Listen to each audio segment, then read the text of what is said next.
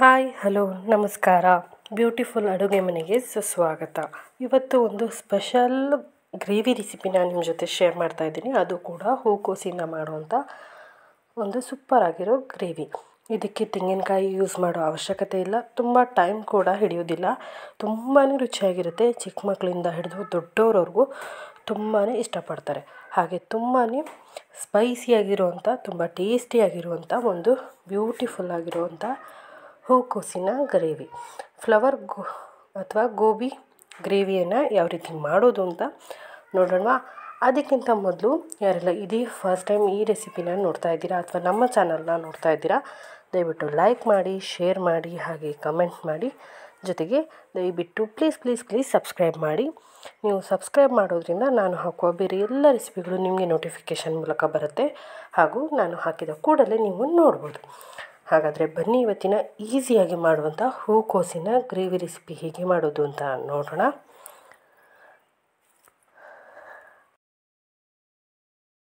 ಮೊದಲಿಗೆ ನಾನು ಹೂಕೋಸನ್ನು ತೊಗೊಂಡು ಕಟ್ ಮಾಡಿ ಕ್ಲೀನ್ ಮಾಡಿ ನೀರಿಗೆ ಹಾಕಿ ಇಟ್ಟಿದ್ದೀನಿ. ಸ್ವಲ್ಪ ಉಗುರು ಬೆಚ್ಚನೆ ನೀರಿಗೆ ಅರಿಶಿಣದ ಪುಡಿ ಹಾಕಿಬಿಟ್ಟು ಇಟ್ಟಿದ್ದೆ. ಈಗ ಕ್ಲೀನಾಗಿ ತೊಳ್ಕೊಂಡಿದ್ದೀನಿ. ಒಂದು ಸಲ ಚೆನ್ನಾಗಿ ನೀರು ಹಾಕಿಬಿಟ್ಟು ತೊಳ್ಕೊಳ್ಳಿ. ಈ ಥರ ಕ್ಲೀನಾಗಿ ಹೂವನ್ನ ಕಟ್ ಮಾಡ್ಕೊಳ್ಳಿ. ಇದಕ್ಕೆ ಸ್ವಲ್ಪ ಅರಿಶಿಣದ ಪುಡಿ ಹಾಗೆ ನೀರನ್ನು ಹಾಕಿ ಕುದಿಸ್ಕೊಳ್ಳೋಣ. ಸ್ವಲ್ಪ ಕುದಿಬೇಕು. ಚೆನ್ನಾಗಿ ಕುದ್ರೆ ಇದು ಸ್ವಲ್ಪ ಸಾಫ್ಟ್ ಆಗುತ್ತೆ. ಮೊದಲೇ ಇದನ್ನು ಕುದಿಸಿ ರೆಡಿ ಮಾಡಿಕೊಂಡ್ರೆ, ಅಂದರೆ ಸ್ವಲ್ಪ ಅರ್ಧಂಬರ್ಧ ಬೇಯಿಸಿ ರೆಡಿ ಮಾಡಿಕೊಂಡ್ರೆ ನೀವು ಪಟ ಅಂತ ಈ ರೆಸಿಪಿನ ಮಾಡ್ಕೊಬಿಡ್ಬೋದು. ಸ್ವಲ್ಪ ಅರಿಶಿಣದ ಪುಡಿ ಹಾಕಿ ನೀರು ಹಾಕಿಬಿಟ್ಟು ಚೆನ್ನಾಗಿ ಕುದಿಯೋದಕ್ಕೆ ಇಟ್ಟಿದ್ದೀನಿ. ನೋಡಿ, ಈಗ ಇದು ಕುದೀತಾ ಇದೆ. ಈಗ ಇದಕ್ಕೆ ರುಚಿಗೆ ತಕ್ಕಷ್ಟು ಉಪ್ಪನ್ನು ಕೂಡ ಹಾಕಿದ್ದೀನಿ. ಉಪ್ಪು ಹಾಕಿಬಿಟ್ಟು ಚೆನ್ನಾಗಿ ಕುದಿಸ್ಕೊಳ್ಳಿ. ಒಂದು ಸಲ ಚೆನ್ನಾಗಿ ಮಿಕ್ಸ್ ಮಾಡಿ. ನೋಡಿ, ಈಗ ಅರ್ಧದಷ್ಟು ಬೆಂದಿದೆ. ಗ್ಯಾಸ್ ಆಫ್ ಮಾಡಿ ನೀರನ್ನು ಪೂರ್ತಿಯಾಗಿ ಬಸ್ಕೊತಿದ್ದೀನಿ. ಈಗ ನೀರನ್ನು ಕ್ಲೀನಾಗಿ ತೆಗೆದಿದ್ದೀನಿ. ಹೂಕೋಸು ಕೂಡ ಬೆಂದಿದೆ. ನೋಡಿ, ಈ ಥರ ಬೆಂದರೆ ಸಾಕು. ನಾನು ಮೊದಲಿಗೆ ಅರಿಶಿಣದ ಪುಡಿ ಹಾಕಿರೋದ್ರಿಂದ ಹೂಕೋಸು ಪೂರ್ತಿ ಅರಿಶಿಣ ಬಣ್ಣಕ್ಕೆ ಟರ್ನ್ ಆಗಿದೆ. ಈಗ ಇನ್ನೊಂದು ಕಡಾಯಿ ತೊಗೊಳ್ಳಿ. ಅದಕ್ಕೆ ಸುಮಾರು ಒಂದು 3 ಸ್ಪೂನ್ ಆಗೋಷ್ಟು ಎಣ್ಣೆ ಹಾಕ್ಕೊಳ್ಳಿ. ಎಣ್ಣೆ ಅಥವಾ ತುಪ್ಪ ಯಾವ್ದು ಬೇಕಾದ್ರೂ ಹಾಕ್ಕೋಬೋದು. ಎಣ್ಣೆ ಬಿಸಿ ಆಗ್ತಿದ್ದಾಗೆ ಸ್ವಲ್ಪ ಸಾಸಿವೆ, ಹಾಗೆ ಒಂದು 8ರಿಂದ 9 ಕರಿಬೇವು, ಹಾಗೆ ಒಂದು ದೊಡ್ಡ ಈರುಳ್ಳಿ, ಹಾಗೆ ಒಂದು ಕ್ಯಾಪ್ಸಿಕಮ್ನ ಹಾಕ್ಕೊಂಡಿದ್ದೀನಿ.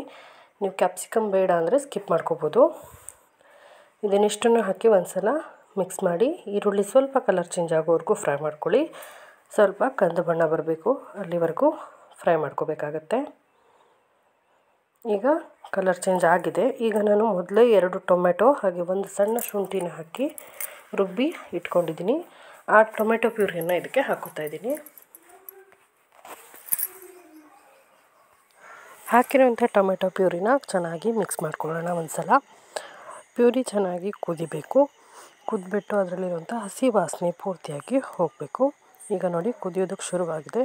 ಈಗ ಸುಮಾರು 2 ಸ್ಪೂನ್ ಆಗೋಷ್ಟು ಅಚ್ಚ ಖಾರದ ಪುಡಿ, ಹಾಗೆ 1 ಸ್ಪೂನ್ ಆಗೋಷ್ಟು ಧನಿಯಾ ಪುಡಿ, ಹಾಗೆ 1 ಸ್ಪೂನ್ ಆಗೋಷ್ಟು ಜೀರಿಗೆ ಪುಡಿ, ಹಾಗೆ ಒಂದು 1/2 ಸ್ಪೂನ್ ಆಗೋಷ್ಟು ಗರಂ ಮಸಾಲಾನ ಹಾಕಿಬಿಟ್ಟು ಚೆನ್ನಾಗಿ ಮಿಕ್ಸ್ ಮಾಡ್ಕೊಳ್ಳಿ. ಈ ಥರ ಮಿಕ್ಸ್ ಮಾಡುವಾಗ ಆದಷ್ಟು ಲೋ ಫ್ಲೇಮಲ್ಲಿ ಇಟ್ಕೊಳ್ಳಿ, ಯಾಕಂದರೆ ಮಸಾಲೆಗಳು ಸೀದು ಹೋಗಬಾರ್ದು. ಹಾಗಾಗಿ ಈಗ ಇದಕ್ಕೆ ಒಂದು ಅರ್ಧ ಕಪ್ ಆಗೋಷ್ಟು ಮೊಸರನ್ನ ಹಾಕ್ಕೊಂಡಿದ್ದೀನಿ. ಮೊಸರನ್ನ ಹಾಕಿಬಿಟ್ಟು ಚೆನ್ನಾಗಿ ಒಂದು 5 ನಿಮಿಷ ಮಿಕ್ಸ್ ಮಾಡ್ಕೊಳ್ಳಿ. ಮೊಸರಲ್ಲಿರುವಂಥ ಎಣ್ಣೆ ಅಂಶ ಬಿಡೋವರೆಗೂ ಚೆನ್ನಾಗಿ ಕುದಿಸ್ಕೊಳ್ಳಿ. ಚೆನ್ನಾಗಿ ಇದನ್ನು ಮಿಕ್ಸ್ ಮಾಡಿ ಕುದಿಸ್ಕೋಬೇಕಾಗತ್ತೆ. ಈಗ ಇದು ಕುದಿಯೋದಕ್ಕೆ ಸ್ಟಾರ್ಟ್ ಆಗಿದೆ. ಈಗ ನೋಡಿ, ಇದರಲ್ಲಿ ಆಯಿಲ್ ಅಂಶ ಬಿಟ್ಕೊಳ್ಳೋಕೆ ಶುರುವಾಗಿದೆ. ಎಣ್ಣೆ ಅಂಶ ಪೂರ್ತಿಯಾಗಿ ಬಿಟ್ಕೊಡ್ತಾ ಇದೆ. ಈ ಸಮಯದಲ್ಲಿ ನೀವು ಉಪ್ಪು ಅಥವಾ ಖಾರ ಕಡಿಮೆ ಆದರೆ ಆ್ಯಡ್ ಮಾಡ್ಕೋಬೋದು. ಈಗ ಇದಕ್ಕೆ 1 ಸ್ಪೂನ್ ಆಗೋಷ್ಟು ಸೋಯಾ ಸಾಸ್ ನಾನು ಹಾಕೋತಾ ಇದ್ದೀನಿ. ಸೋಯಾ ಸಾಸ್ 1 ಸ್ಪೂನಷ್ಟು ಹಾಕೋತಾ ಇದ್ದೀನಿ. ಸೋಯಾ ಸಾಸ್ ಹಾಕಿದ ನಂತರ ಒಂದು ಸಲ ಮಿಕ್ಸ್ ಮಾಡ್ಕೊಳ್ಳೋಣ.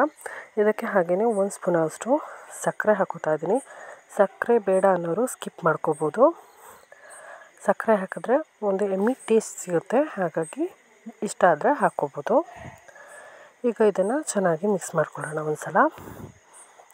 ಈಗ ನೋಡಿ, ಇದು ಫುಲ್ ಥಿಕ್ ಗ್ರೇವಿ ಥರ ಆಗಿದೆ ಮತ್ತು ಆಯಿಲಿಯಾಗಿ ರೆಡಿಯಾಗಿದೆ. ಈಗ ನಾವು ಬೇಯಿಸಿಟ್ಕೊಂಡಿರೋಂಥ ಹೂಕೋಸನ್ನು ಹಾಕ್ಕೊಳ್ಳೋಣ.